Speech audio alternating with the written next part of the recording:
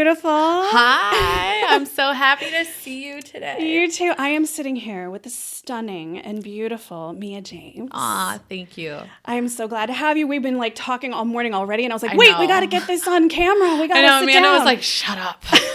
Stop talking to me. Stop. We'll get there. She's not this nice off camera. No, I'm just kidding. Hey, I might like that. Yeah. Oh, well, yeah, we'll get there. You're right. We'll get there. All right. No, I was just asking you, so you look like a white girl. You do. I do. And you're not, though.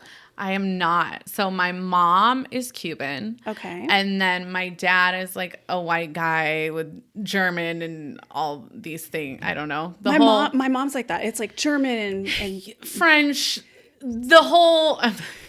the mixing. I know, the whole European continent in one. I don't know. He's just a white guy. Right. And then, but I actually did just find out that my grandfather, my mom's father, is 100% Sicilian, which is crazy because my whole life people have been like, oh, you're Italian. And I'm like, no, I'm not. I'm not Italian at all. And so now I'm like, oh, shit. That's crazy. I am Italian. You are. Yeah, but he grew up in Cuba, but he was adopted.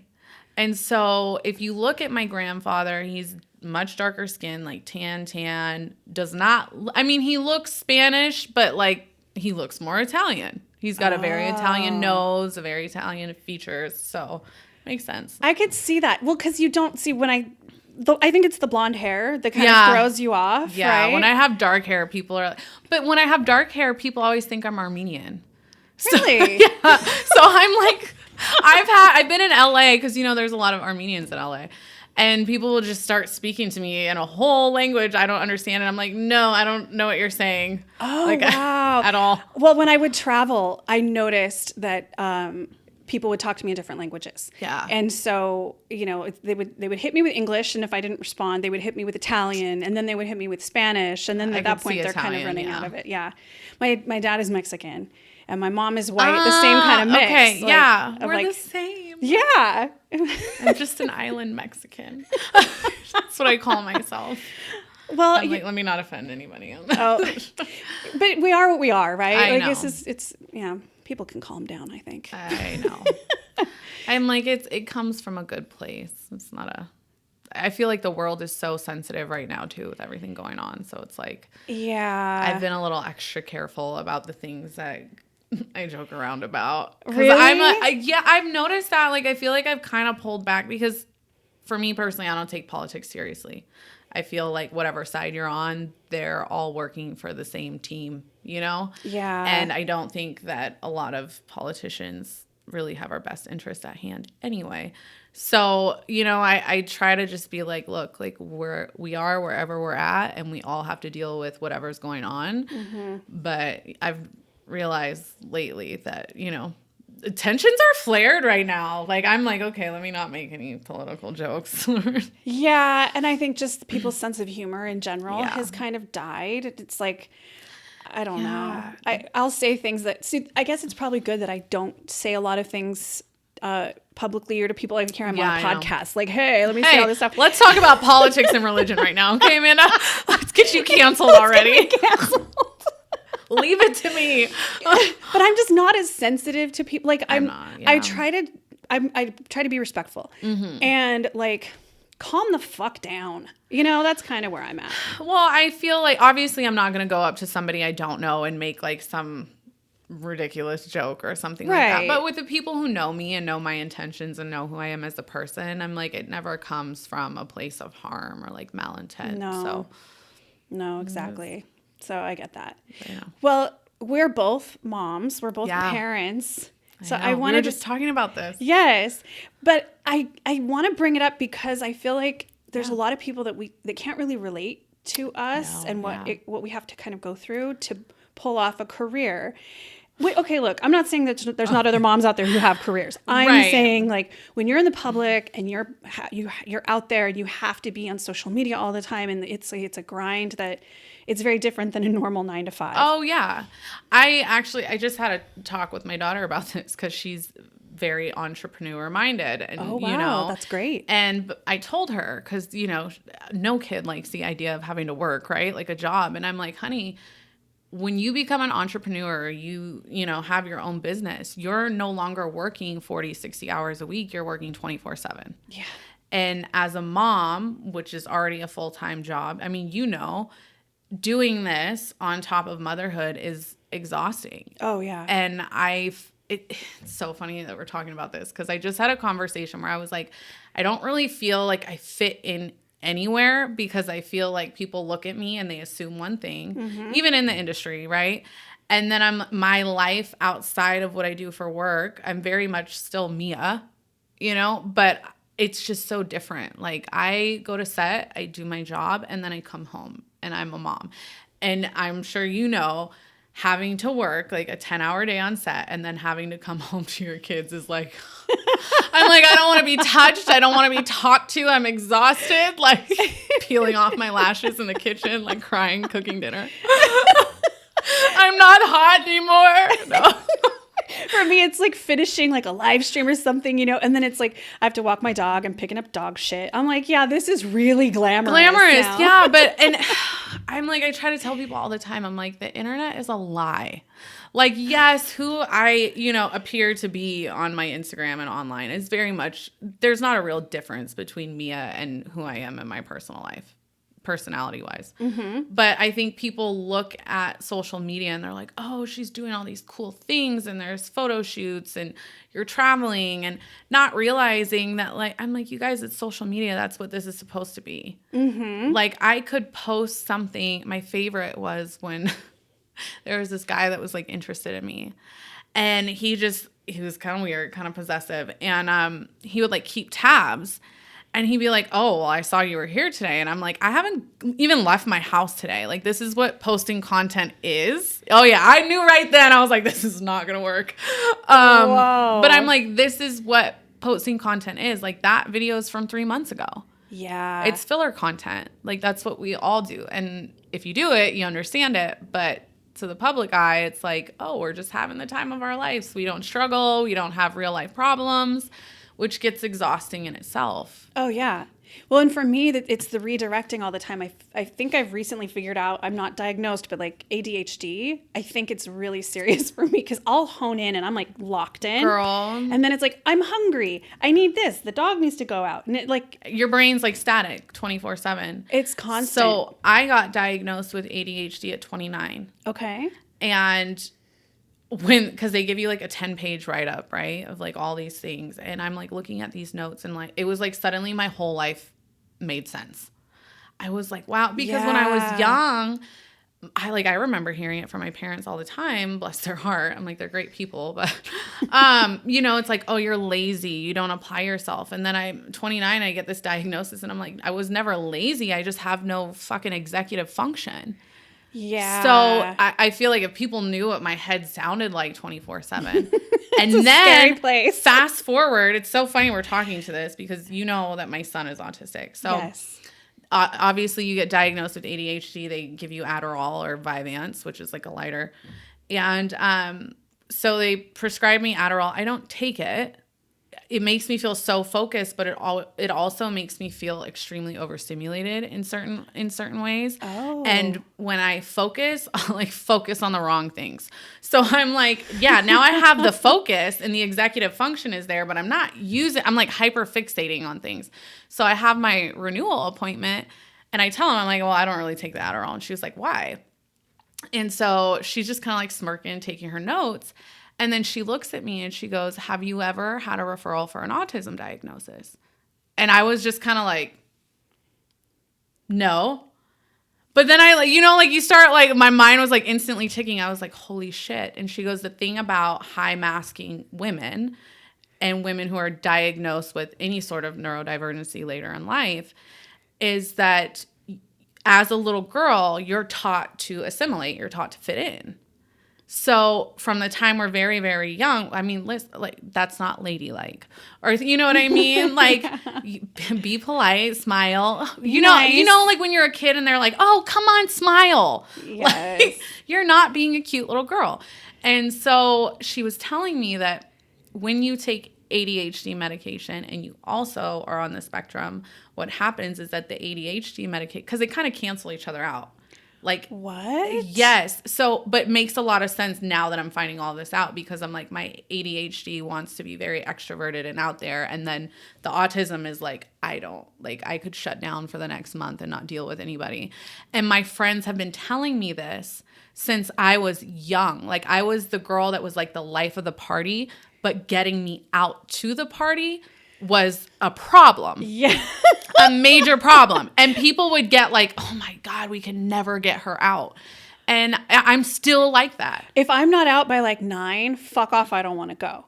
It's not, yeah, it's the same thing for me. Or it's like little things will just set me off to the point where I don't even, like, I have literally gotten ready and been out my house on the way, and like there's the parking situation's fucked.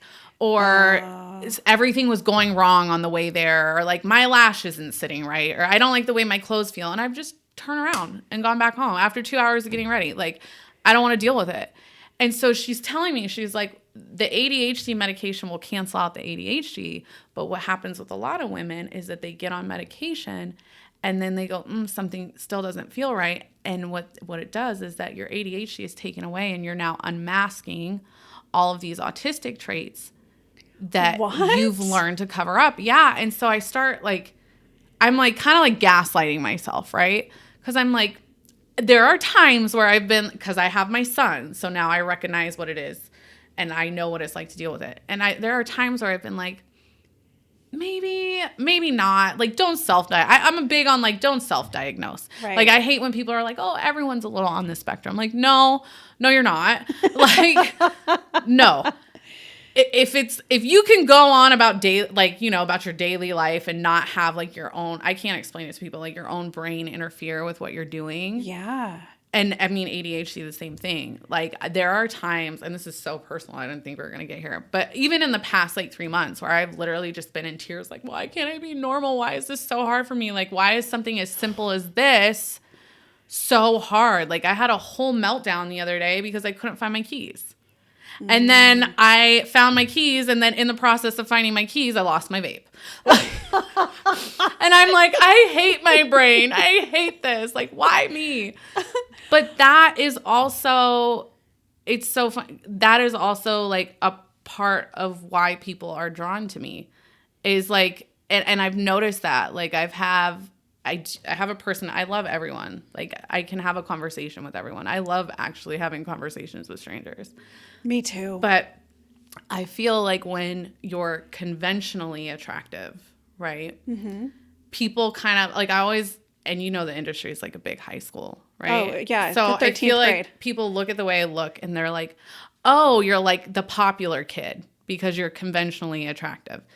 And then they get to know me, and then I get comfortable, and then I start being freaking weird because that's how, like, I'm like an encyclopedia of useless knowledge because of hyperfixation. So then it's like you see the weird part of me, and they're like the part that doesn't want to go out and party or doesn't, like, I'm not a big drinker. Like, I don't see the point in like going out and getting shit-faced. Yeah. Like, it's never been like, oh yeah, this is great. Like, I got to party.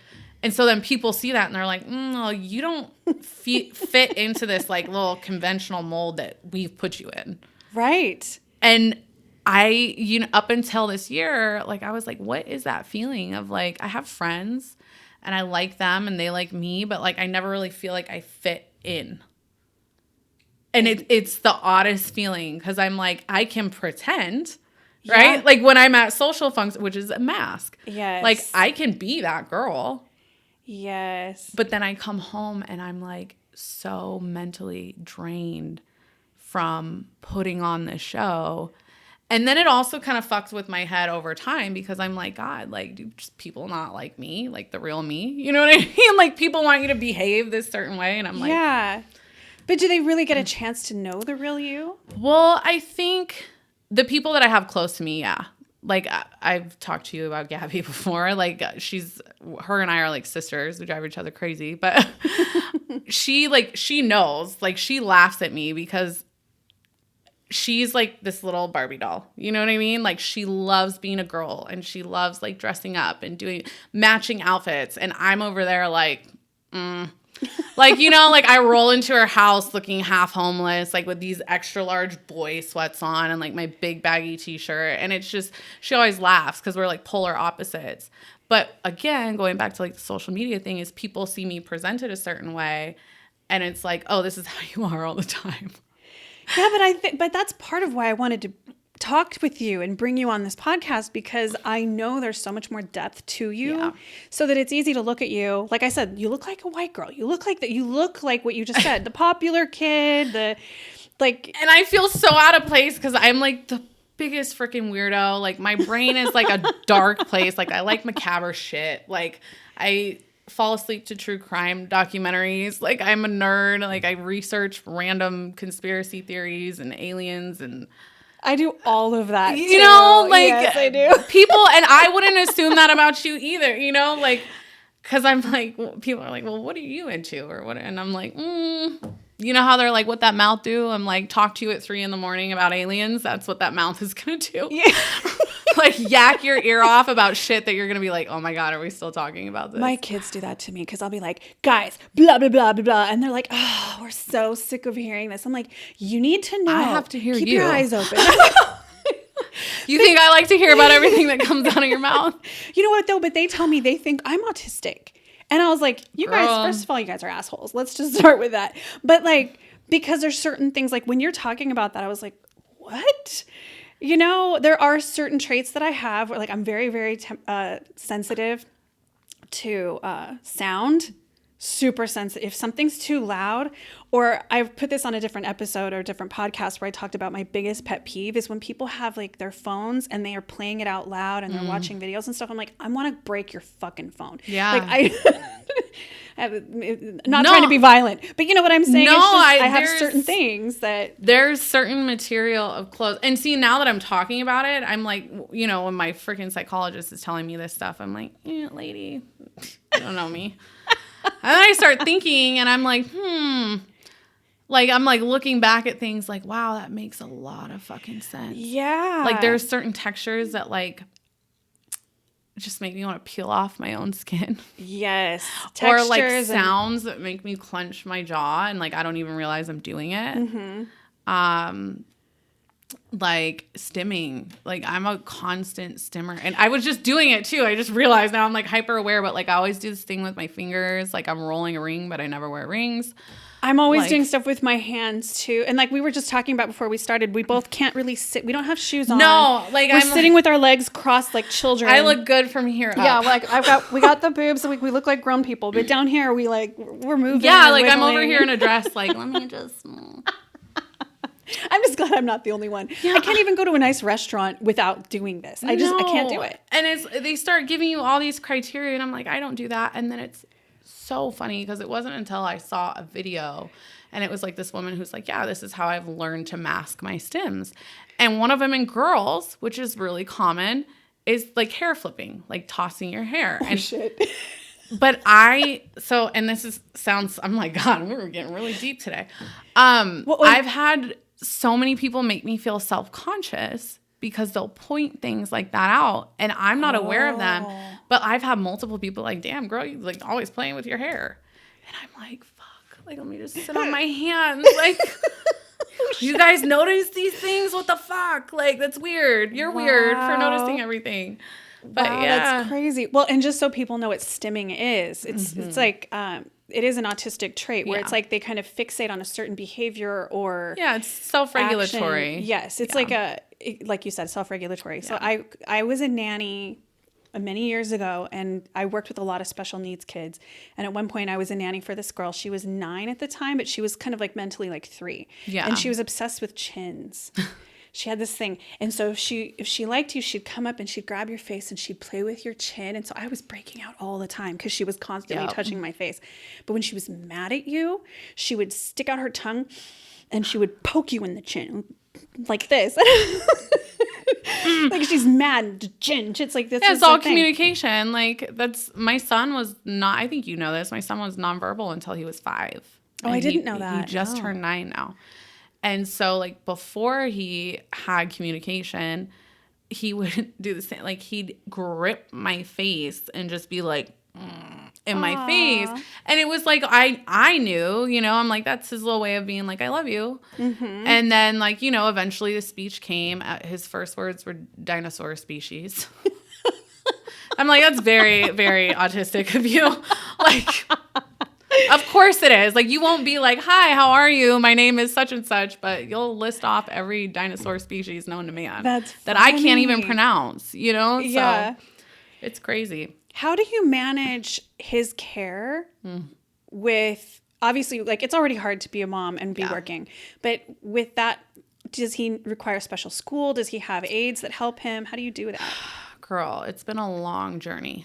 Oh, I bet. A long journey. So when I first moved to Vegas, I was not like technically divorced, but I was separated. I left my ex-husband and I came down here. I had no family, no friends. And my son was like very in the midst of a diagnosis, and his quote unquote behaviors were way more extreme than what they are now. And so like he's been kicked out of daycares, like when he was small, like, yeah. And he's not like that at all, but that's because now, I mean, he still has his little meltdowns and stuff like that. Because he wasn't understood. Yeah, like he's very much still autistic. Like, and I think that's, you know, that's the big discussion now because of everything going on in the government is I'm like, autism is not cancer.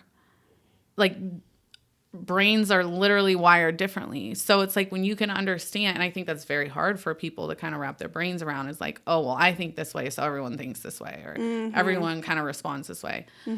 But it took a lot of time and a lot of therapy. And so like now it's much easier because he's older and he's verbal. He's still speech delayed, but he can communicate. Right.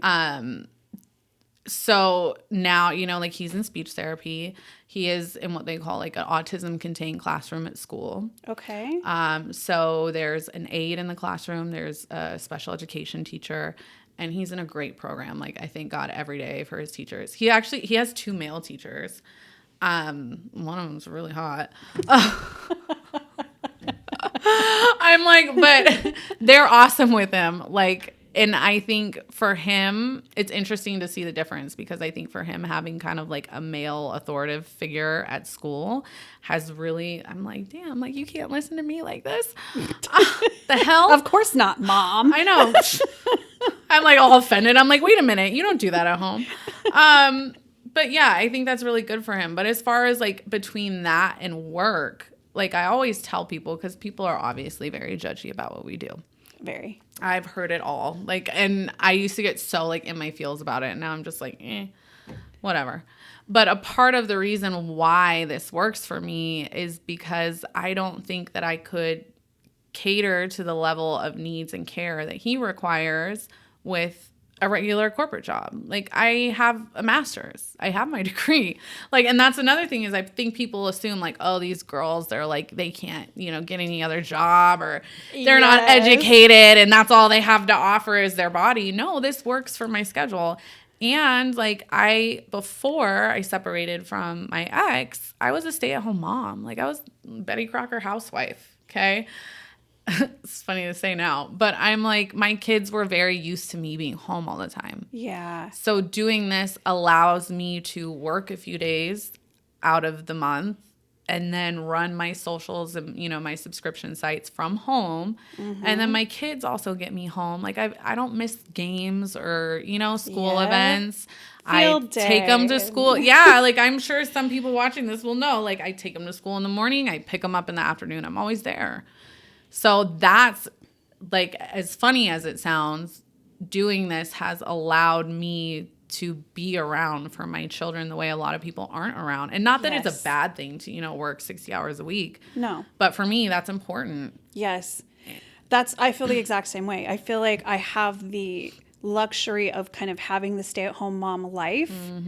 But I'm still the provider. Yeah. I'm still taking care of what needs to be taken care of. Yep. But like I have to take them to school. I have to, you know, like you said, girl. It's a lot, you know, when they're in the choir and when they're in plays or when they're in whatever, it's like I get to be there for all of that stuff.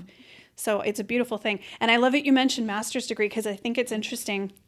Some of the other people that I've brought on, like you would never really guess, I think normal people would never guess how many highly educated people are in this industry. Yeah. So you said master's degree, but haven't you been working on more than that? I have. Yeah, I am in doctorate school. You're working on a fucking PhD. In psychology. Okay. The end goal is to get into forensic psych. Okay. I want to do all that cool criminal mind stuff, even though that's not always what you do. It's not as cool as criminal minds, unfortunately. But yeah, that's the end goal with that. I ironically was in such a mess of a marriage, very like emotionally and physically abusive, but I hyper fixated on psychology. That's how I healed from that. So I got to the point where I was like, God, like I spend hours reading about this. Like, and I'm not talking like I buy like normal books. Like I go and buy like a psychological textbook.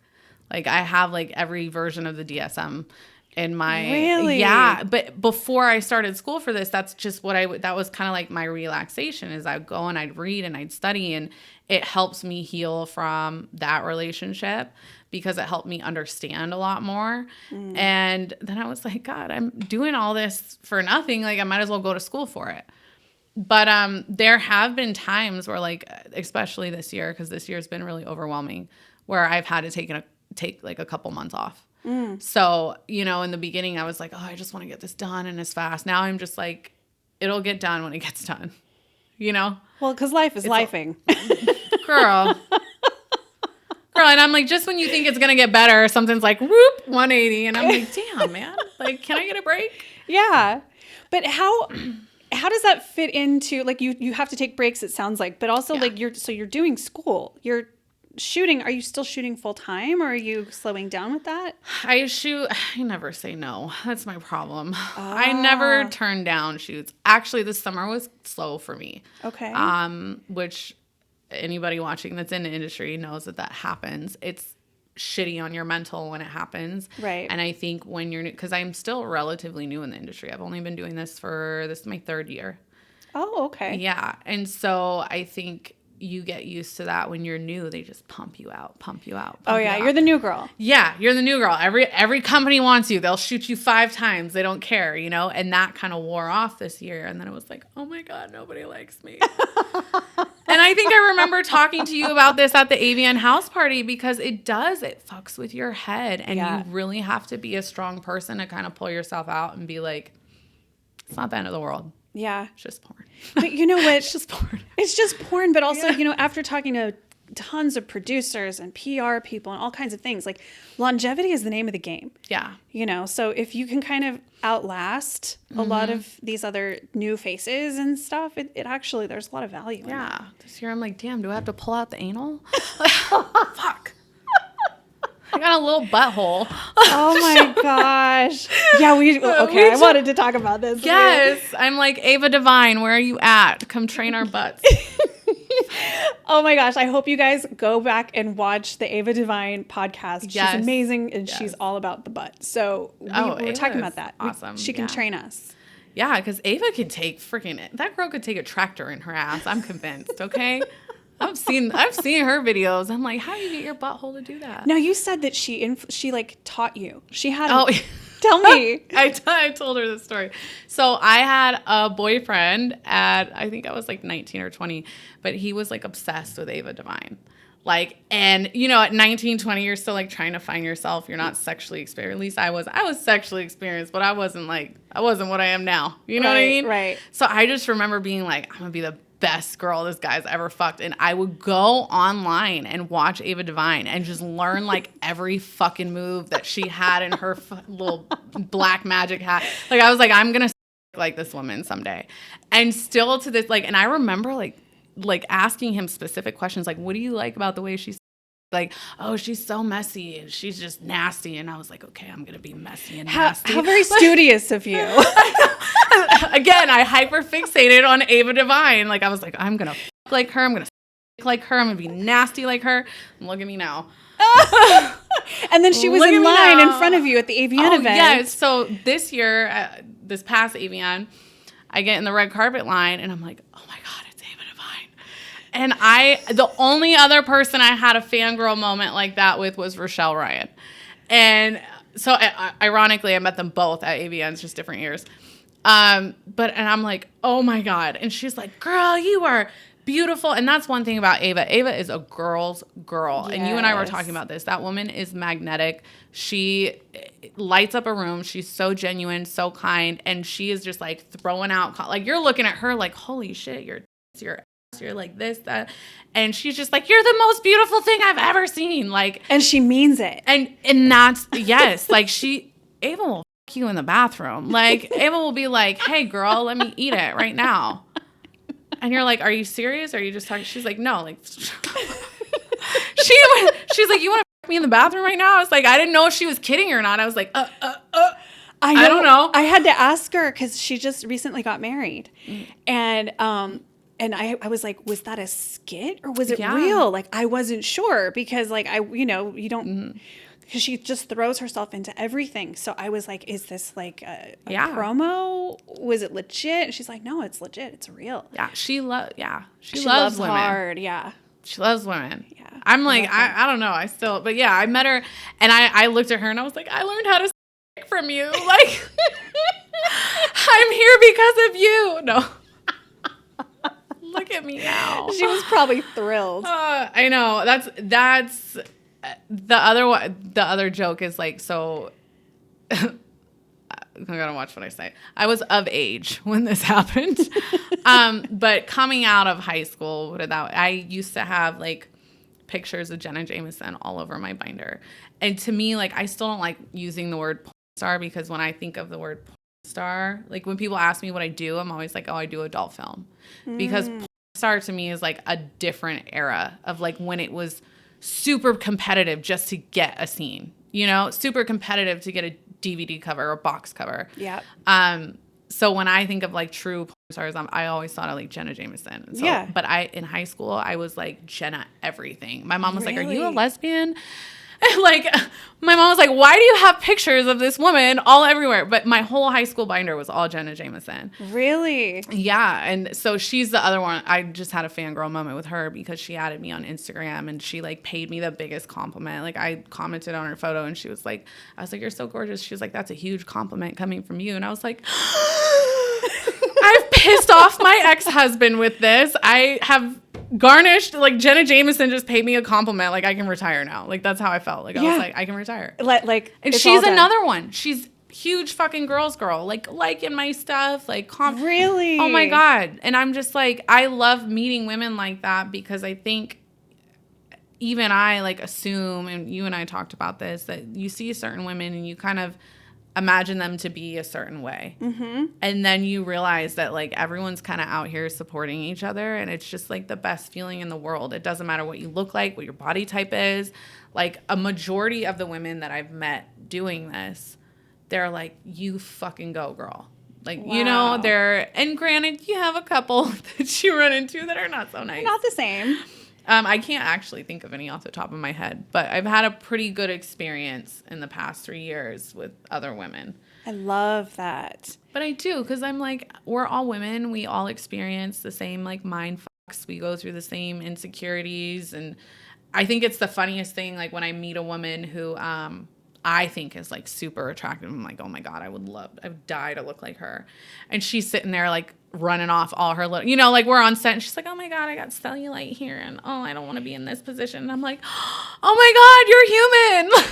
I feel like that about you. There were no, I'm serious. See? Like we're all out here doing the same shit. Like, if I could look like Mia James. Oh my God. Dude, it's just so funny that you say that. Cause like, I feel like that about you where, there was, because I think we talked about this a long time ago. With being a BBW, there's just stuff where, like, if I don't love my stomach, right? But I have fans who, like, they're so into it. And I'm like, why? Okay, it's cool. I don't love my stomach either, girl. I don't either. But that's why it's funny because I'm like, as much as I don't love that part, when you have fans who love it, it kind of forces me to calm down about it. But also, I'm in the BBW category, so it's almost expected that I have that. Do you know what I mean? Like if I was more mainstream, it would not serve me. Like I've actually been passed up. I shot my shot with a Brazzers director recently and they passed me up. They didn't want to work with me. Because, and I know it's my body type. Do you know what I mean? So it's like, I feel like that too about my body type. Like I would love to do some of these bigger companies, but I'm not, 5 foot, 90 pounds. So isn't that weird? But like, to me, you're fucking perfect. But this is the beautiful part about doing porn that I think, has actually helped me with my mental health a lot and the way that I view myself and my insecurities is that there's literally a market for everything. Everything. Like there is somebody who is into, it was so funny. I was shooting a collab the other day and I'm like sitting there, this guy's eating my and I'm like wiping, it's a little pounder. And I'm like, he's the best at eating, by the way. If you ever get a chance to he ate my for like 2 hours straight. Hey, Will, what was that? I'm a slight brag. So I'm like wiping the bottom of my feet with baby wipes, because they're just like atrocious. I've been walking around like barefoot all day and I was like, Nikki comes in with the camera and she's like filming. I'm like, ew, don't look at my feet. And I was like, you know what? Somebody out there likes dirty feet. Like I could sell this shit.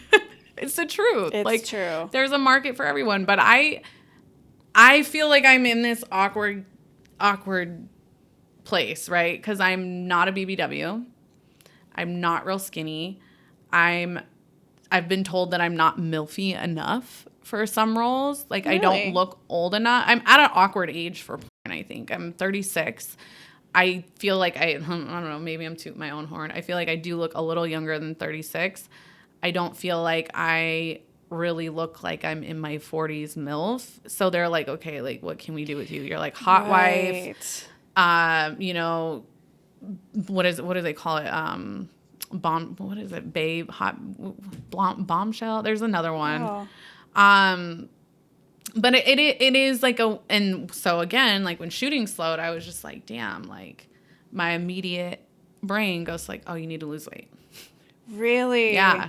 Oh, I've been like completely candidly, I've been feeling so fat this year. Really? Like to the point where like I haven't wanted to shoot collabs. I haven't wanted to do fans content. And people forget, you have all these people who are just like dying to see you diddle your twat. It's the truth, like, and I'm like sitting at home, like eating my ice cream. Like I feel so ugly right now. It's so true. And people forget, like, and I'm perfectly aware, like, I have put myself out there like I am a product. And, that's kind of a turn on sometimes, too, because I like being a little doll. But at the same time, I'm like, I have feelings. And, like, some days I wake up and I look in the mirror and I don't like what I see, Mm-hmm. And that's just, like, kind of part of it. How do you snap out of that? Ugh. I'm asking for, people who I know, asking for a friend. know. Honestly, what helps me is that, talking to other women, because just having conversations like this, when you realize you're not the only one feeling that way, mm-hmm. like, I went to that AVN house party and like, I'm very open. People are like, how you doing? I'm like, I've been better. Mm-hmm. Kind of funky, Yeah. Kind of in a funk. I'm burnt out. Like I'm not feeling myself right now. I don't want to be in front of a camera. And they're like, girl, like work's been so slow for me too. And then I'm looking at them like, you're skinny. You know what I mean? You're young, you're skinny. You have all these things. You don't have loose skin. And I'm like, oh, but you're not working too. So sometimes you kind of feel alone and it just takes like, I've noticed that kind of being more authentic because I feel like it's very easy. I'm the type of person where I'm a people pleaser. I don't like to feel like a burden or like trauma dump, right? Right. But when people ask me how I'm doing now, I try to be like very honest mm-hmm. because I found that like when I'm just telling people, oh, I'm good, I'm great. That's not really like it's not authentic, A. Mm-hmm. But B, like that's where you get like that weird, lonely kind of depression set in. And I would be like, oh, like nobody understands. And I'm like, but I'm not talking to anybody about it. Right. Nobody would even know that I'm going through shit right now. I think depression is something that, nobody really wants to talk about that. No. And nobody wants to admit it. It's not fun. It's not fun. It's not sexy. No, it's not hot, right? Like, no. But I'll just share that for myself because I deal with that sometimes. And I think it's, it's easy to look at somebody online and they're living the life and they're doing all these mm-hmm. things. And I am doing all those things. Those things are all real. Yeah. And, in those quiet moments when you're alone and you're in your own head, like it can be a dark place to be. Yeah. And like, I don't have a partner at home. You know what I mean? Yeah, so me either. I think a lot of people who are in a relationship or some sort of dynamic or whatever, that also helps, right? Like you can come home and have somebody be like, oh, hey, like, babe, you're so hot. You're getting that validation from something else. Not saying that sex is validation. It's kind of the wrong word. Right. But it's intimacy. Intimacy. Yes, that's a better word. Not just sex, but intimacy. That reassurance, right? Yes. From somebody who knows you. Yeah. But when you go home and you're alone, you're just alone with your thoughts. Mm-hmm. And it's like, I have really, and it sounds so corny, but I'll either like, how would I feel if somebody I really, really cared about was saying this stuff about themselves? Like, you know what I mean? Like how... That's powerful. Yeah. Like how would I want my daughter talking about herself like this? Ooh. Yeah. Wow, like you got the big guns. But though, you look at your kids and you see, that's the most beautiful thing about being a parent is you see yourself in them and you see all their potential. And oh my God, like I love your eyes and you're so beautiful and your hair and you're this. And then I'm like, you look at your kids and you're like, holy shit, like that's me. That's a part of me. Like what I see in you that I think is beautiful is my trait that you got from me. You know what I mean? So it kind of like puts things in perspective because I'm like, why am I talking about myself like this? Yeah. Or the other thing is too, like you and I talked about, you're like, I don't like my stomach. I think that's a common thing for women, right?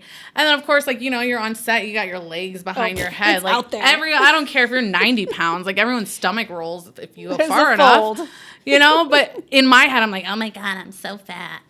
Don't look at my roll. I'm like playing with my clit just to cover my roll. Like that's a secret. Okay. You ever see a thick girl just playing with her clit the whole time? Let's cover that little pudge. I know I'm not the only one who does it too. So fuck off. Spilling all the secrets. I'm like, oh yeah, I'm rubbing my clit. Not. Look how skinny I look like this. I'm sure that's what they're looking at. I know. And meanwhile, the dudes don't give a fuck, right? No. Like the dudes are like, you could have like 6 toes and they'd be like, you right now. Like... It's such a woman thing. Like, dudes don't care. No. A majority. I mean, I have met some douchebags, but a lot of men, like, no. I see, unfortunately, that's my type. I do like douchebags. That's why I don't date, because I know that I have horrible taste in men. So, well, okay, what would it take for somebody to date you? Because I just want to say this too. Man. Like, your sex drive is actually real. Like, it's not just for the cameras. Because, okay, I'm going to out you. I'm going to say something. Shit, okay. We were at the AVN event. Oh my God. And we're in line for this red carpet this is going to be a great reel. And you were waiting for somebody to show up. There was going to be like a situation happening in the bathroom. So did it ever go down? This is the funny thing. I never checked in with you after that. So the person I was supposed to shoot, I mean, I've shot with him. I mean, I could say his name. So Flesh Mechanic and I were supposed to shoot a collab that day. And we were like, oh, we could do like this hot, like behind the scenes hookup video. And he was like, I'm going to fuck you in the bathroom. And I was like, yes, fucking raunchy, fuck me in the men's bathroom. I don't care. He ended up getting in like a motorcycle accident that night. Oh shit. Yes. So, there was somebody else I met that night, another performer. I was getting my dick in the bathroom one way or another. Whoever okay? it's attached to doesn't matter. And this one I can't name because it was a weird situation afterwards. Okay. But yeah, so Carmela introduced me to him. And he's much older than me and, like, very, like, rugged, manly when the cameras are off. I'll tell you who it was. Very much my type, like, very dominant, like, ugh. Because you're very submissive. Yeah, like, I just want to be fucking wrecked. Like, my favorite thing is people looking at me look like this and thinking that I'd be into nothing filthy. And I'm into, like, the filthiest shit. Ooh. So I'm like, that's my little kink, because I'm like, oh, you think that I'm like just gonna be like, nope. Like a little bird. There is no word in anybody's vocabulary that is off limits to call me. Like, call me the filthiest shit, do the raunchiest shit to me. Like, I want to be, like, completely wrecked.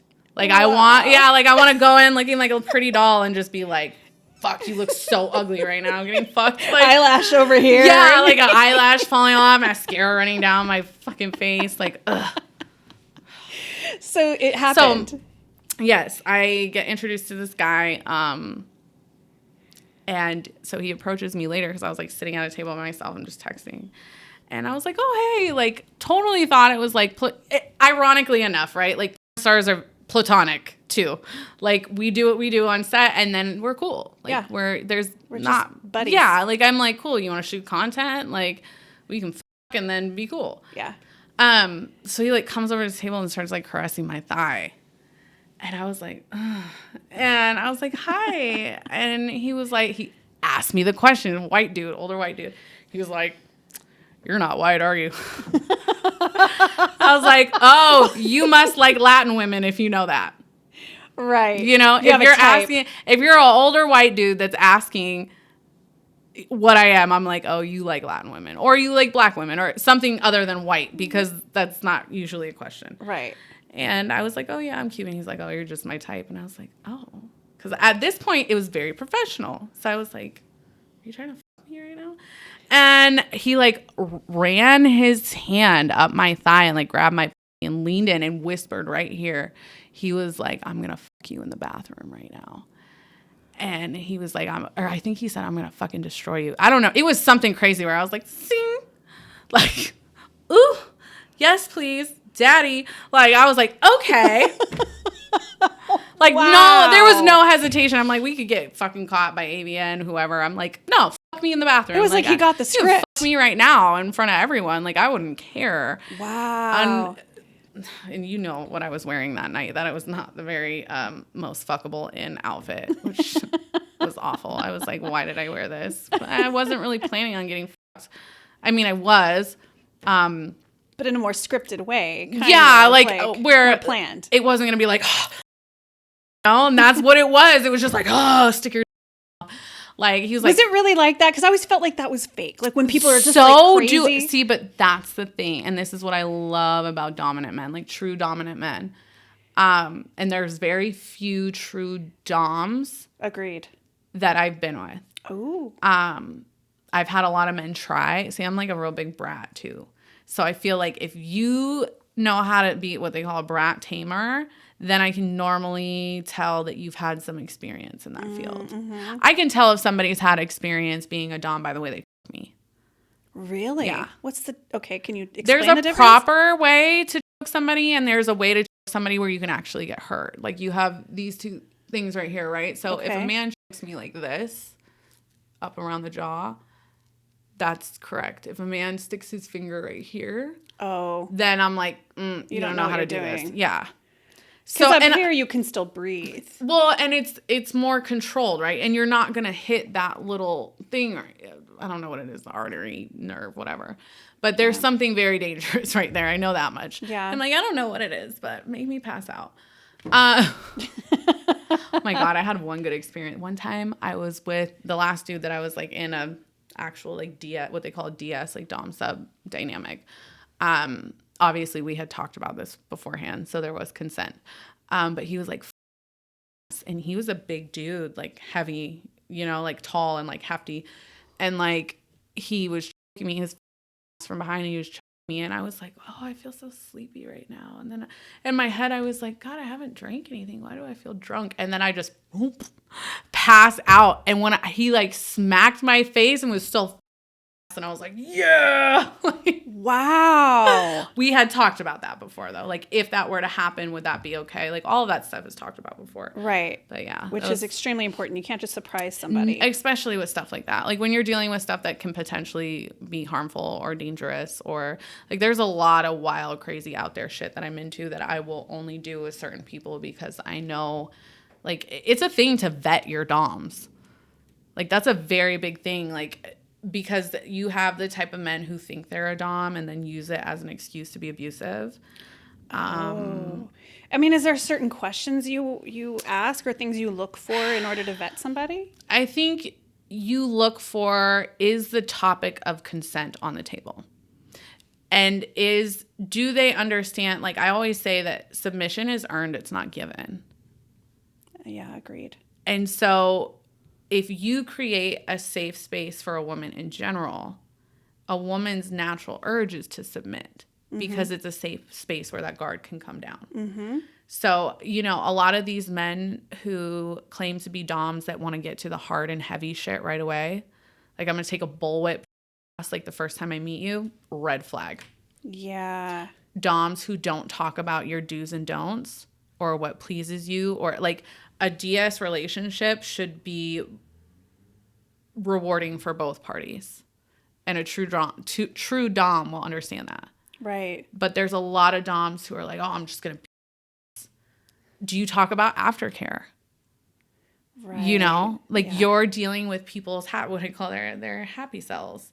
So when I'm like heavy getting or doing something like that, like your adrenaline rushes, your serotonin, your dopamine, it makes you high. That's what they call subspace. So when all of those chemicals come back down, then it's subdrop, which can be a very heavy mental place for some people who've never experienced that before. Oh, interesting. Yeah, it feels very dark and depressing, but it's not. It's because imagine like having your dopamine, your serotonin, your adrenaline all at once, just ramped up. Right. And then it stops all of a sudden and everything drops. It's hormone. It's the same thing. Yeah. And so now you're like, oh my God, why do I feel so shitty? Yeah. But that's what where did I just do? What just happened? Yeah. And a lot of people who've never experienced that before, it sends them into a spiral. Like, you really have to be careful. Like, are these conversations you're having with your dom? Right. It's like what I was telling you today. For example, the text that I showed you. Oh. It's like, he's like, oh, we're just going to hop straight to forest hunt. And I was like, oh, you know what you're doing. Yeah, there's a little... I was like, oh, you have done this before. Okay. Yeah, there's somebody you're excited to go and see yes. very soon. Yes, I wanted to him for so long. I feel like there's so many I wanted to for so long. This one especially I've wanted to for so long. I was telling Amanda, I would die if he saw this. That'd be hilarious. Yes. So I think you and I talked about this. People, when they look at me, assume that I like a certain type of male. Even our trainer, when he first met me, he was like, oh, I know you like these big buff bodybuilding types with Ferraris. And I was like, it's completely opposite of what I like, actually. Like... So tell me what you do, like, because again, you're single. Like, yeah, I'm trying to give the guys a fair shot. Like, okay, she likes to be a submissive. You better be a dom who knows how to bring it. But like, what do you look for, and how can they even approach you? Because you're kind of like a normal civvy type of guy. How do they even come into your sphere to even have a chance? I think that's the thing, is that I always get the comment like, oh, like, you're very intimidating. Which is funny to me because I am the least intimidating person I know. I'm such a goober. I'm such a goof. Like, I think I'm one of the people who say they don't have a type that really mean they don't have a type physically. And my good friends know this because they're like, dude, your taste in men is all over the place. Like, all over the place. Like, there's a band called Cyclone 9 that has like a skinny like singer. I've been obsessed with him. He wears big ass lashes and a full face of white and black makeup, and like, it's just, I don't know. I'm like, let me run your mascara. Like, it's just like, I'm into weird shit. Like, but for a lot, I wouldn't say that like you have to be a certain type to date me whatsoever. Okay. But personality traits, there's things you're looking for. I'm very much a sapiosexual person. So I like good conversation. I like somebody who like scratches my brain just right. Yeah. So like, there have been people that I've had such intense chemistry with that are nobody that I would like in the norm, like kind of like give a second look to. And like, but the fact that we had such good conversation and communication was like such a fucking turn on. Mm-hmm. And I think now that I'm older and I'm kind of starting to recognize these things about myself, I'm like, I want somebody who can make me laugh. I want somebody I can have good conversation with. And I want somebody who's going to be like a best friend. Like, I do not do good. Have you ever heard the term like good horses come home? No. Okay. So there's like this term that like you can let a horse off like out of the barn to wander, and if it's a good horse they'll wander back home. And I always feel like I'm the good horse that comes home, because like I don't like to feel controlled. There's a way to get me to do what you want to do without having to control me. And most of it is just honest communication. Like if a man is a man enough to be like, hey, like when you do this, it kind of makes me feel a certain way. I'll be like, oh, you're talking about your feelings? Like, what can I do to help that? Like, you know, but like it's the other shit where like, well, I don't want you doing that.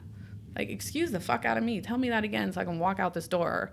Right. Like and I do know, like it takes I'm not an easy person to deal with, because like I'm one of those people, like I want attention when I want it. And then like in like 3 hours, I'll be like, ugh, like I just want to be alone. Like, I don't know what I want, Amanda, is what I'm trying to say. So in other words, this person has to be dynamic. Like you have to read the room. Be like. Honestly, it all comes down to like putting in the effort to understand who I am as a person. And to let you be who you are as a person. Yes. Both, because you are this glamorous doll beauty. Yeah, like I love that too. And you're like quirky and weird and like, you know, you're all of these things. I don't know. I'm like a whole fucking tornado. People are probably like think they get one thing and then they're like, whoa, what did I sign up for? Yeah, but I feel like that's also maybe men who are less experienced in relationships too. Because it's like if you think you're going to get just this one flavor, you look at somebody, especially in our line of work. Yeah. You've got to have a very dynamic approach to that relationship, because you have to be able to kind of ebb and flow. Well, I mean, it's different. And I think that's why, like, I won't say that I don't date. I just don't actively go searching. Like, I'm not on any apps. I'm not like, oh, I gotta find the love of my life sometime soon. Like, you know, like I'm not actively searching for a partner. If one comes along and it works, then it works. Yeah. But I've just kind of, I feel like when you have expectations, you kind of don't live in the present. Right. You're always worried about, oh, well, what's going to happen? What's going to happen? And I don't know what having a partner would look like while I'm doing this. And it's, I always say this because naturally when I'm like in love with somebody or genuinely care about somebody, I really am all about them. Like, yeah, like I'd want to like play around every now and again with other people, but like it's not a requirement. Like monogamy tends to be something that's very easy for me, which is weird because I'm also like don't believe it really exists, you know? Like I just believe it's something that you do out of respect for the person. Like it's an agreement between two people because you guys respect and care about each other. If that's what you want to do. I'm kind of into like more traditional structure where like with monogamy, but at the same time, given this line of work, it's like there has to be some kind of concession there. And like I've been in a poly relationship. I've done ethical non-monogamy, which are two very different things, and I don't think a lot of people realize that. Poly is like we have multiple partners that we have feelings for, right? Where ethical non-monogamy is like, okay, it's cool if you fuck other people, but I don't want you having another like primary partner, like somebody you're in love with. Like emotional attachments, right? And I'm big on that too. Like, and it's kind of a conflict in my head because the psychological part of my brain is like, it's kind of unfair to ask somebody for you to be their only source of happiness, right? Like I have hobbies that I enjoy just as much as the next. They both make me happy. Right. Like one hobby gives me this and one hobby gives me that. Right. But then I also like, when it comes to me, like I don't want my partner having feelings for other people. But I feel like I struggle with it because I'm like, is that fair? But I'm like, you can fuck whoever you want. Like, I just want open and honest communication. But, like, when it comes to, like, I don't want anybody, like, holding a special place in your heart the way I hold a place in your heart. That's how I feel about that. Like, because especially in this line of work, it's like, okay, if you want to hook up with somebody else, like, I kind of have to be understanding whether I really want to or not. Yeah, I know. But if you're, like, wanting to see this person all the time, if you're having emotional attachment, like, now you're getting something from them that I want to be able to give you. Right. So then I don't like that. So then it like, and I'm not even a jealous person, but to me, it's the emotional stuff. Because to me, intimacy is way more than sex. It's it's the holding hands, it's the cuddling, it's the time, it's the connection. It's like, there's so much more to it. And I want that in monogamy. Right. Do you know what I mean? Yeah. But like the physical act of sex, again, variety is a beautiful thing for a lot of people. And like, I understand that, but I still want to be your person. Right. So, yeah. No, yeah, I'm with you on that. So I haven't really, I don't know. At this point, it's going to have to be like my Amazon man. It's just going to show up on my doorstep and be like, hey, babe, we're going to do this. Like, well, I know there's hope out there for you guys. I work on myself daily. You know what I mean? Like, and that's the other thing. It's like one day I'm like, oh, I want 5 boyfriends. I want 5 boyfriends who are boyfriends to each other. And then the next day I'm like, I want to be monogamous. Like, I don't know what I want. But I think that's just, and this is why I always laugh when people think that like being poly or non-monogamous is a cop-out, right? You always hear that like, oh, well, why are you even with each other? The amount of communication and work and effort it takes to be in a non-monogamous relationship versus a monogamous relationship is just, there's no comparison. No. Mm-mm. It is not a cop-out because I can tell you it's 10 times harder. Oh, for sure. 10 times harder. And it's so much honest communication. People don't like to talk about how they truly feel. I feel like in relationships especially, like we kind of always want to please our partner. We don't want to hurt feelings. We don't want to cross boundaries. And when you're in a non-monogamous relationship, like you're going to have conversations that you don't want to have, that are not fun. Yeah. And it's really about being honest with yourself too. Like, I don't care. Like, having sex with other people doesn't really bother me. Do I still get jealous? Absolutely. And there's where the communication comes in. It's like, you should be able to talk to your partner like, hey, that kind of made me feel this way. Mm-hmm. And usually it comes down to there's something lacking in your dynamic. Right. You guys haven't spent as much time together. You are not getting the attention you want from that person and you feel like somebody else is. That's where that jealousy comes from. Right. You know? Yeah. So you don't know what you want right now. But I know that I do want a partner. I don't know what the dynamic of that looks like. Yeah. So that's always been a thing for me. It's like, I want a partner, but I'm kind of at the point now where I'm just starting to be like, I don't know if that's even on the cards for me. I'm not saying there's no hope, guys. I'm not saying that. I'm just saying I'm at a point I gotta watch what I say. Yeah, but you get older and you realize like, it's not the be all end all for me to be with somebody. It used to be like that when I was younger, which is probably why I just got married to get married and had kids to have kids, because that's what I was supposed to do. Right. Now, like, I'm cool with being the rich auntie that travels and sees other people's kids and then sends them home. Like, you know, like, I want to travel with my kids. Like, I don't feel like I'm missing out on anything. So, yeah, like. Well, you kind of lived that life. So it's like you don't need to. Like, I tell people that all the time. I'm like, I had the big wedding. I had, the baby showers, and I have a boy and a girl. So I don't feel like I'm missing something. Mm-hmm. It's like, been there, done that. If it happens again, great. If it doesn't, that's cool too. Yeah. So. Wow. So do you think, I don't want to keep you too much longer, but no, like, you're fine. She's like, I know you have somebody to fuck after this. So. I'm not trying to salt your game, but. No, I just want to be chased through the forest. Well, what do you see happening like in the next couple of years? Do you feel like, okay, school's going to take you in another direction and that's a different career? Do you think you'll be doing for maybe a few more years and then you'll retire? Like, what do you kind of think is the next 5-10 year outlook? That's a good question. That's actually kind of where I've been at the past month, because I've been thinking about that myself too. The funniest part is that when I started porn was something that was kind of like, I took something that I knew I was really good at and I really enjoyed and a way to monetize it. Yep. It was never like the be all end all to me. It was just like, okay, that's what I do. But now it's like, it kind of holds a special place in my heart. Like, thinking of like letting it go kind of like, it's like, oh, that kind of makes me sad.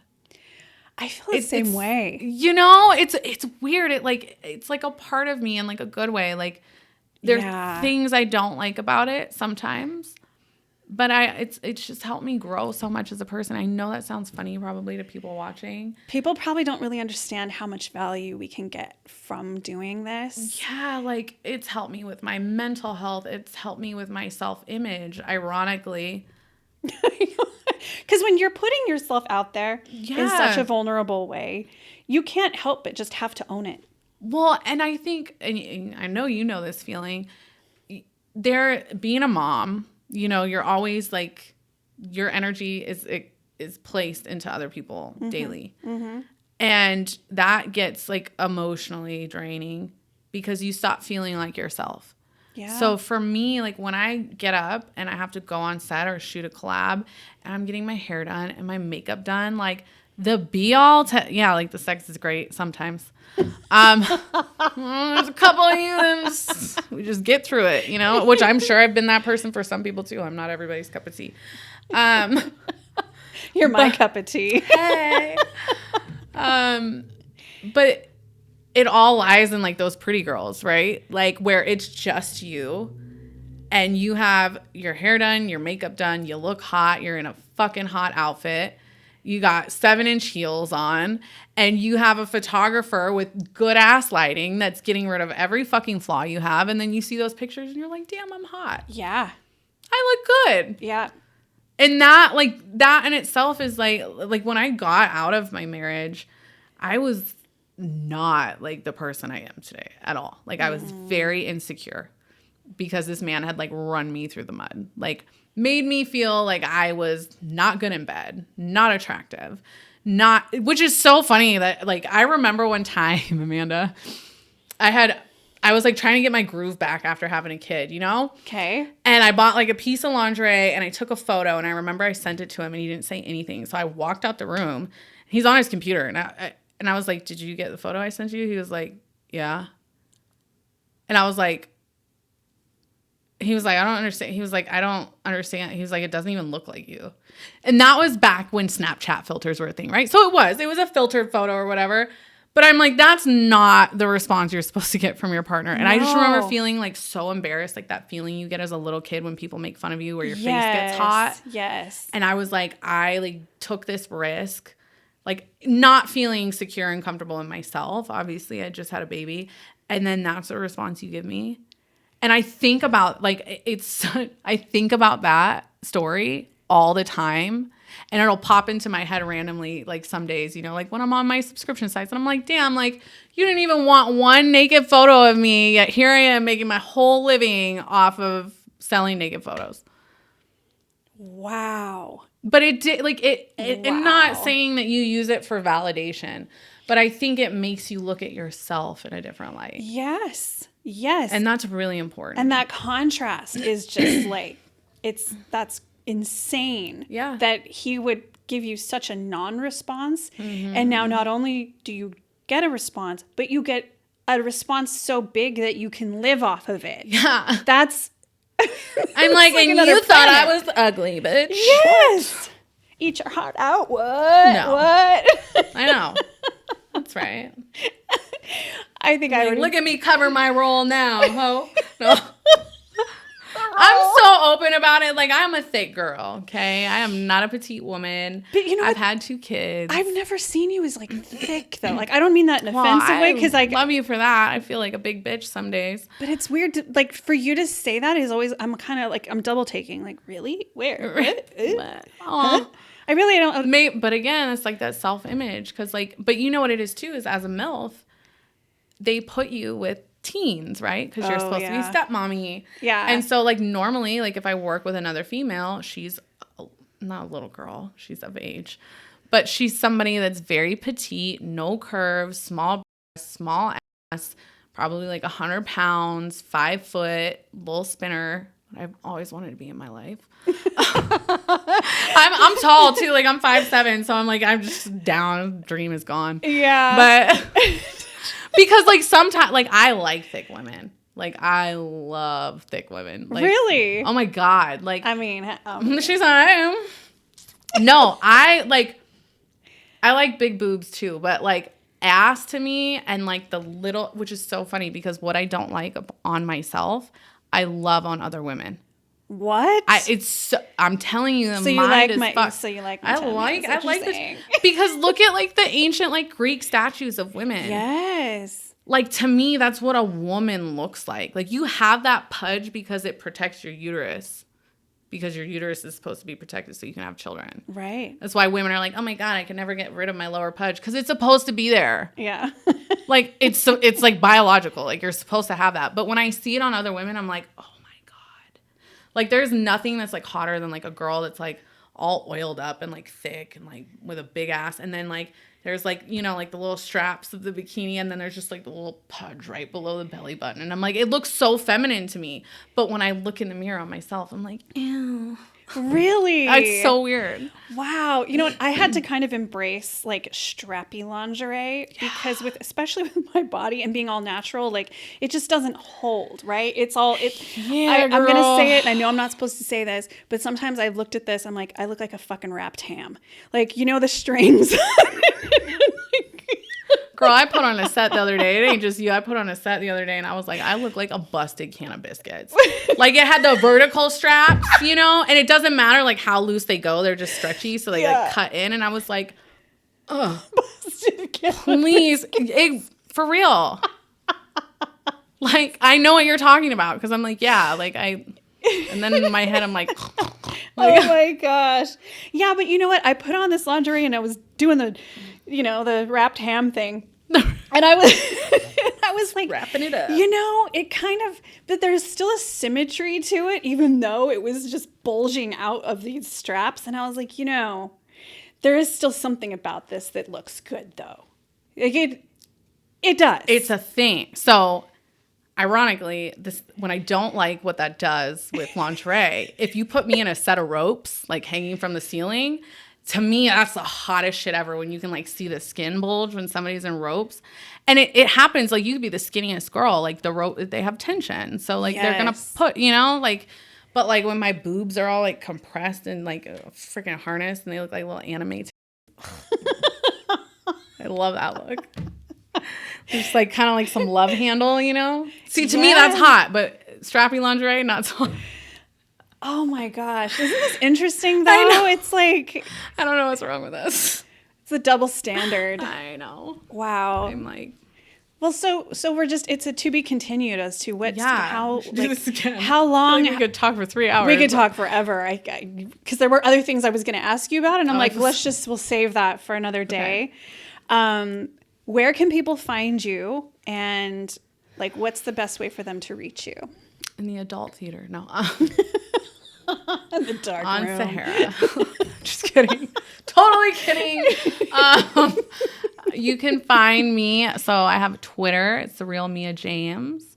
My OnlyFans is the Mia James. I know technically I'm supposed to have all these handles that are the same, but unfortunately it didn't work that way. Oh, I see. And it's Instagram it's Mia James. Oh, so they're all a little different. It's Mia I know. James, it's the worst marketing thing ever. Don't judge me. But I can't pick, like, people have already taken them. So I'm like, well, shit. Like, I would love for them to match up. But unfortunately, there's some other fucking Mia James out there. Oh, you know what? When I was choosing my stage name, because, you know, and my fans know the story, but Thickk, right? I was like, I'd already chosen the name. But when I looked up Amanda Thickk, the spelled like in the normal way. Right. Somebody already had that name. And I was like, yeah, we're not very original. But I really, really wanted this. Like, this is because that's me, right? So I'm like, well, there's a little extra of me. So I added the extra K. I'm extra thick.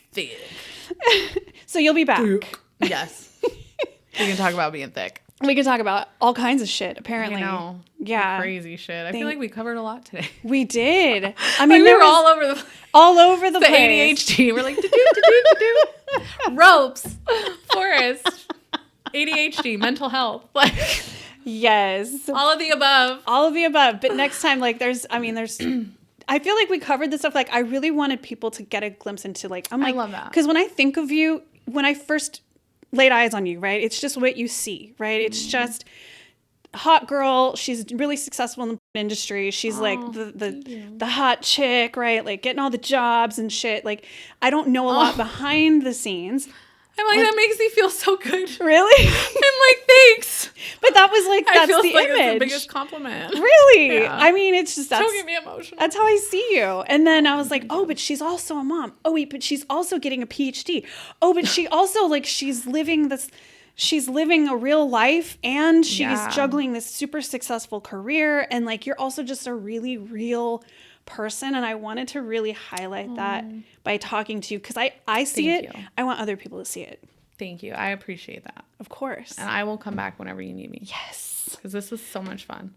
Next time I want to be able to wear something that I can like match you. Well, I'm really I'm really only dressed like this because I'm about to go get my back blown out.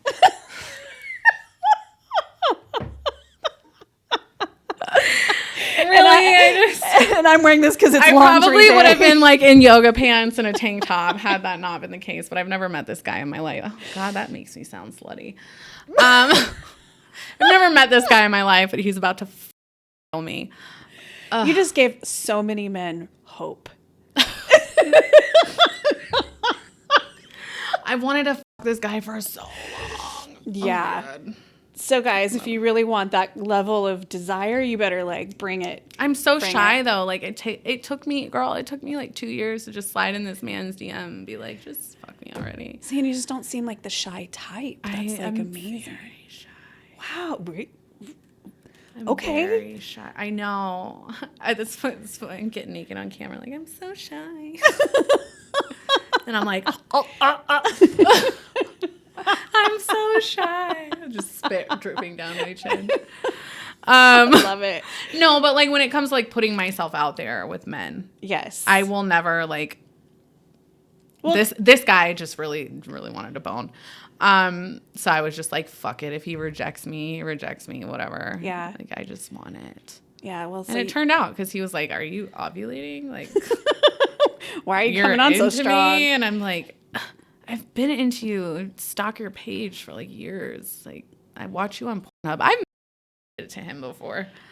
Ooh. Like normally, like when I watch, I don't watch people. Like I don't watch mainstream. Because I'm like, oh, I wonder how his wife's doing. You know, like, I haven't talked to him in a while. Because you know too many people. Yeah, like, I'm like, no, it doesn't work for me that way. I'm like, I'll watch amateur shit or like swingers parties. Yeah. Wife swapping and I'm group trying to think stuff. of what I've really been big into. Like, I like messy guys, like multiple guys, like different guys. That's hot. But like no cleanup in between though. Just go.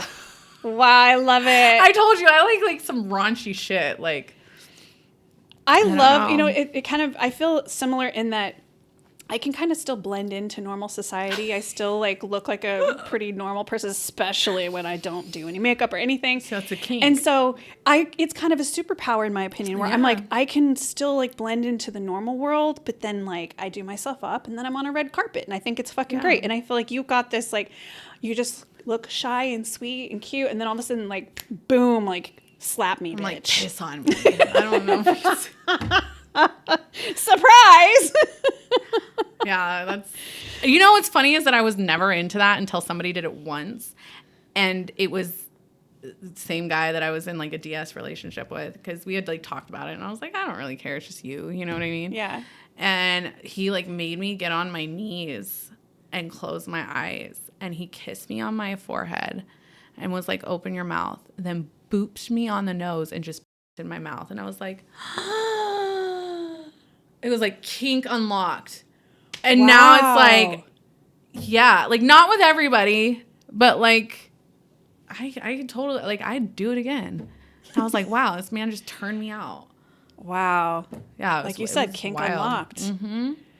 But it's like you never know until you try. That's why I tell everyone. I'm like, if you try something and you don't like it, that's okay too. Yeah. Like be open-minded. There are certain things, and this is what I've realized with myself too. There are certain things that are way better in fantasy than actually doing them in real life. Mm. Like there are... Like what's an example? So like I really like DPs. Okay. Like I love the thought of just being like airtight, like cum in both my holes, you know, just like... But in real, like I've done them a couple times in real life. I actually have not done one since I started in the industry. I've only done them in my personal life. Really? Yeah, when I was way younger, like I want to say like early 20s. And I just feel like, I don't know if it's my age now, but I'm like, that shit is a lot of fucking work. Oh God, it's a lot of work. It's a lot. I haven't even done one, but just knowing the way the cameras have to be and the lighting and the guys and their positioning and all the things that it takes to pull that off and to be able to get it on film. Yeah, and to have it not be awkward where both dudes know what they're like, they're not like fumbling around. Like, yeah. And that they can stay hard even with another guy there. Like, that's a whole other thing. Yeah. So, like, I love watching stuff like that. Yeah. But I always, every time I watch that, though, I know it's a fucking acrobatic event. Like, this is crazy shit that's going on behind the scenes that we just don't have a clue. Yep. Yeah. Well, on that note. I know. We got our last little bit in. Please come back. I will. This was the beautiful Mia James. Follow her everywhere. Thank you. Twitter, Instagram, fans. Yeah. All right. I think that's all of them. If not, just Mia James. Google me. Yeah. And I'll link everything here. Thank you so much. Thank you for coming. I love this. And like, I love you, Amanda. I love you.